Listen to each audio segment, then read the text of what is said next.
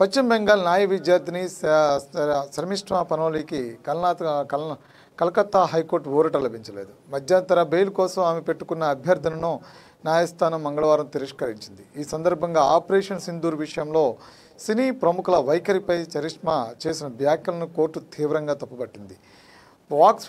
Walk స్వాతంత్ర్యం పేరిట ఇతర మనోభావాలను దెబ్బతీయడం సరికాదని స్పష్టం చేసింది. వాక్ స్వాతంత్ర్యం అనేది సంపూర్ణమైనది కాదు. ఈ హక్కును అడ్డం పెట్టుకుని మతపరమైన వ్యాఖ్యలతో ఇతరుల మనోభావాలను గాయపరిచేందుకు వీల్లేదని హైకోర్టు హితవు పలికింది. చర్మిష్ఠాకి సంబంధించిన వీడియో ఒకటి సామాజిక మాధ్యమాల్లో విస్తృతంగా ప్రచారమైంది. అందులో ఆమె ఒక వర్గం ప్రజల మనోభావాలను దెబ్బతినేలాగా వ్యాఖ్యానించారు. వాక్ స్వాతంత్ర్యం ప్రతి ఒక్కరికి ఉంటుంది, కానీ దాని అర్థం ఇతరులను బాధ పెట్టేలా మాట్లాడమని కాదు. మన దేశం ఎంతో వైవిధ్యభరితమైనది. అనేక కులాల మతాల ప్రజల ఇక్కడ కలిసి జీవిస్తున్నారు. అలాంటప్పుడు మనం ఎంతో జాగ్రత్తగా వ్యవహరించాలని న్యాయస్థానం వ్యాఖ్యానించింది.